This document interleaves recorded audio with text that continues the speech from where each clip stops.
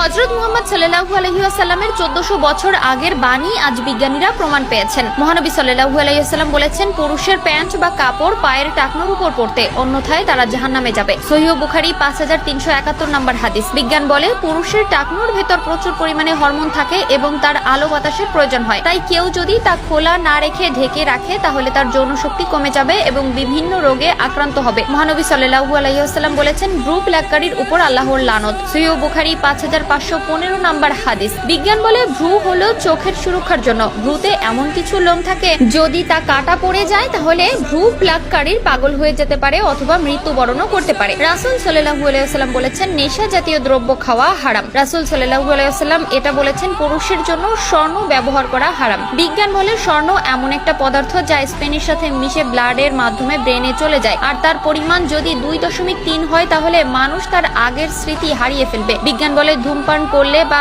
মাদক দ্রব্যের ফলে ক্যান্সার বা ব্রঙ্কাইটিস এবং হৃদরোগ হয়ে মানুষ মারা যায়। ধূমপান করলে ঠোঁট, মাড়ি ও হাতের আঙ্গুল কালো হয়ে যায়। রাসূল সাল্লাল্লাহু আলাইহি ওয়াসাল্লাম বলেছেন, ঘুমানোর সময় আলো নিভিয়ে এবং ডান কাত হয়ে ঘুমাতে। বিজ্ঞান বলে, ডান কাত হয়ে ঘুমালে হার্ট ভালো করে পাম্প করে, আর লাইট না নিভিয়ে ঘুমালে ব্রেনের অ্যানাটমির রস শরীরে প্রবেশ করতে পারে না, যার ফলে ক্যান্সার হওয়ার সম্ভাবনা থাকে। রাসূল সাল্লাল্লাহু আলাইহি ওয়াসাল্লাম বলেছেন, তোমরা গোঁফ ছেঁটে ফেলো এবং দাড়ি রাখো। বিজ্ঞান বলে, দাড়ি না রাখলে স্কিন ক্যান্সার, ফুসফুসে ইনফেকশন ও 40-এর আগে যৌবন হারানোর সম্ভাবনা থাকে। বিজ্ঞান বলে, পর্নোগ্রাফি বা অশ্লীল সম্পর্ক সহ বিভিন্ন মাদকদ্রব্য নেশায় যদি কেউ জড়িয়ে পড়ে তাহলে তার ব্রেইনের ফরেন্টাল এরিয়ার পরিচালনা করার ইন্টেলেকচুয়াল সেলগুলো থরথর করে কাঁপতে থাকে এবং অস্থির হয়ে যায়, যার ফলে সে নেশাগ্রস্ত হয়ে মাতাল ও অসুস্থের মতো জীবন পরিচালনা করে এবং তা তাকে ধ্বংসের দিকে ঠেলে দেয়। আল্লাহ সুবহানাহু ওয়া তাআলা বলেছেন, তোমরা ব্যভিচারের কাছে যেও না, নিশ্চয়ই এটা অশ্লীল কাজ এবং ধ্বংসের পথ। যখন কোরআন পাঠ করা হয় তখন তাতে কান লাগিয়ে রাখো এবং নিশ্চুপ থাকো,